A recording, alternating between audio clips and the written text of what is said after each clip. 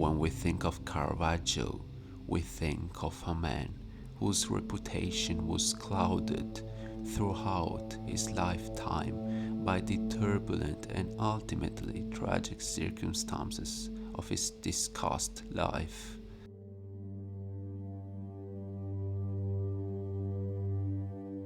Nonetheless, we still remember him as one of the greatest artists who mastered the use of oil on canvas and light.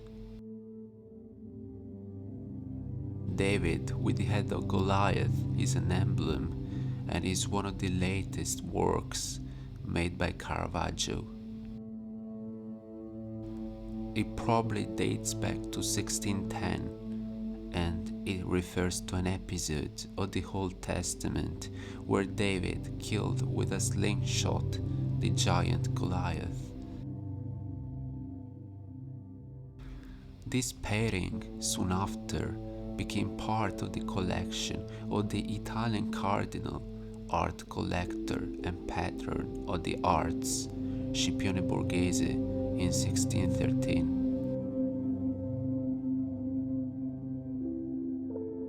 Caravaggio takes inspiration from a work made by a follower of Giorgione by capturing the drama more effectively.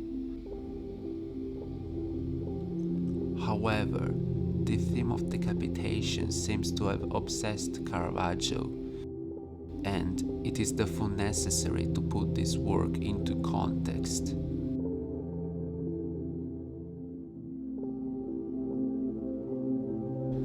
Caravaggio spent the final years of his life as a martyrous fugitive.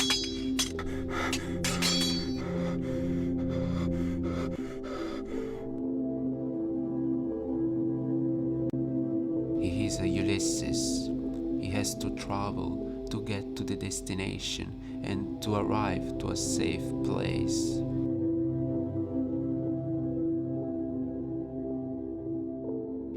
He was known for his unruly and fiery temperament, drinking and assaulting people, which might have been a consequence of his tragic childhood.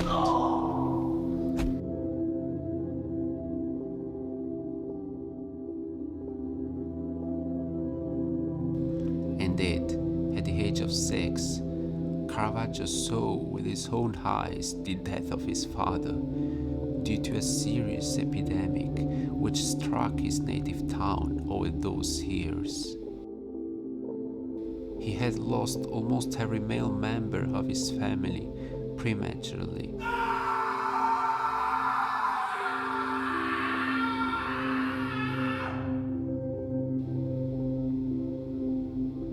Back to this painting, it is shown David holding the severed head of Goliath by his hair. But more implicitly, the head of Goliath is likely to be Caravaggio himself as a late self-portrait.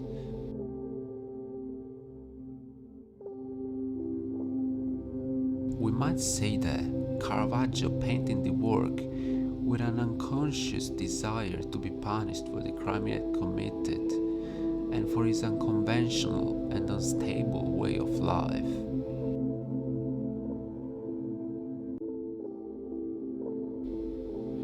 This painting might be regarded as an admission of the guilt and acknowledgement of the crimes he had previously done.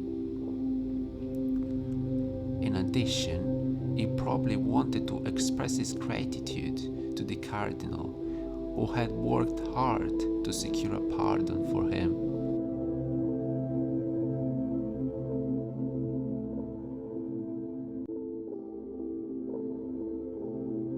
The figures emerge vividly from a pitch-dark background which isolates the characters of the scene. The somber atmosphere is devoid of spatial dimension and devoid of temporal dimension. It is completely unsettled and grim.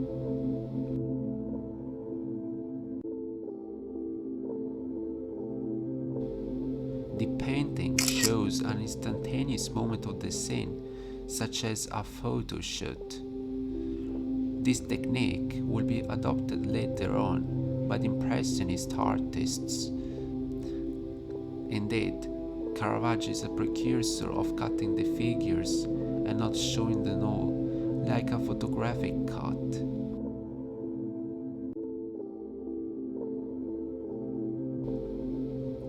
This pairing extends the action beyond the picture's plane and into the viewer's place. We are unwillingly and unconsciously engaged in the pairing. We seem to be an integral part of the scene, but at the same time distant from what is happening. Quick and loose brush strokes of oil color define the composition in every detail.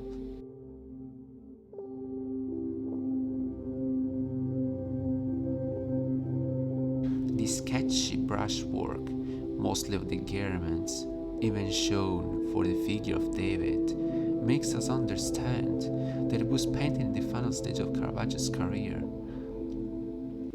His style began to shift, and the darkness was paradoxically more complete, more total, more absorbing of light than what he had previously done in the much brighter Roman paintings.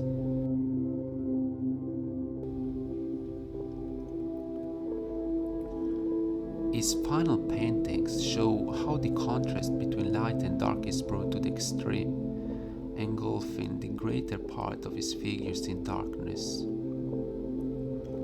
This radical changement in style reflects his burden of guilt and doom, portraying an intersection with his biography.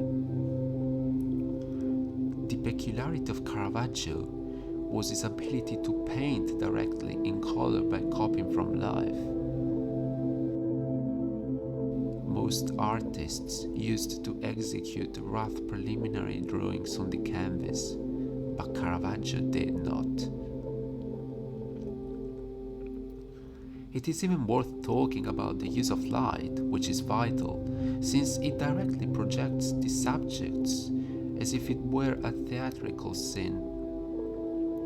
The theatricalization is amplified by the expressions and realism of the two subjects. We could almost hear the scene and the shouts. Goliath's eyes are half open, and a like is for his mouth. His bleeding forehead, which was David's target when he slingshotted a stone, is still wrinkled from the pain.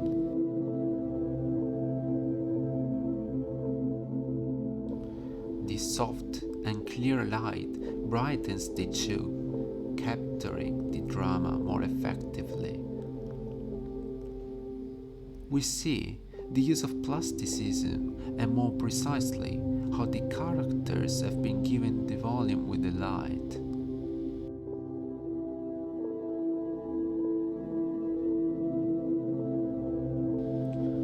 David, who was largely inspired by the classical sculptures, gazes at this trophy, from which the plastic runs, by showing a melancholic expression. The young shepherd was symbol of victorious virtue and courage, but his expression transforms him from a victorious warrior to a Christ-like figure. The decision to depict him as a pensive rather than jubilant creates an unusual psychological bond between him and Goliath, who, in a deeper layer of meaning, might stand for Christ and Satan, and the triumph of good over evil in Orthodox Christian iconography of the period. Nevertheless, an intimacy between David, conceived as model, and Goliath, with the role of painter, seems an inescapable conclusion. Since we identify the artist in the head, we feel that Caravaggio was spiritually beheaded by the Christ-like figure.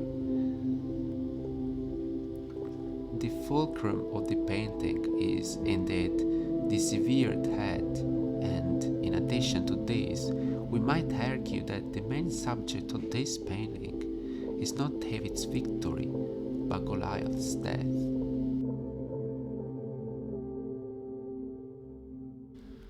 David's sword appears to project upward between his legs and at an angle that echoes the diagonal linking of the protagonist's gaze to his victim.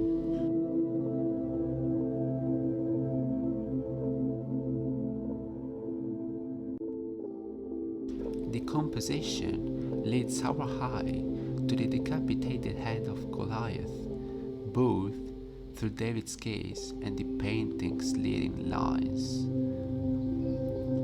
Indeed, Caravaggio wants to capture the drama more effectively and does not limit to the head resting on a ledge.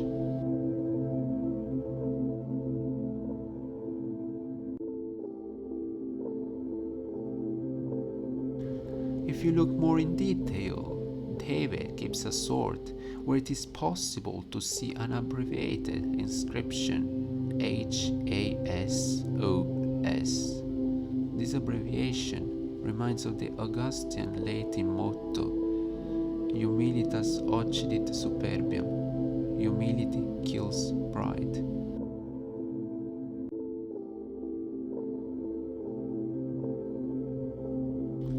This seems a reference to what Caravaggio was living at that moment.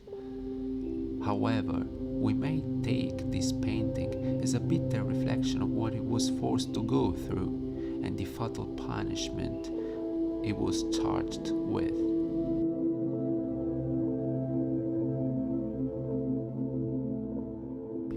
Indeed, to let a person die is not a penalty, but a penalty is to live.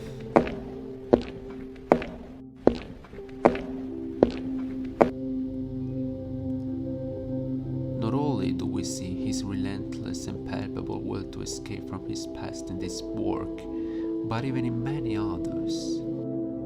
The real psychological moment that is very particular to Caravaggio this time was probably exemplified in what is thought to be the penultimate painting, realized in 1610, the denial of Saint Peter. The subject matter is as stark as the paint itself. Saint Peter refuses to acknowledge this connection with Jesus and realizes at the same moment he has said something he cannot take back, expressing the desperation and regret, feelings that were mostly associated with Caravaggio in his final years of life.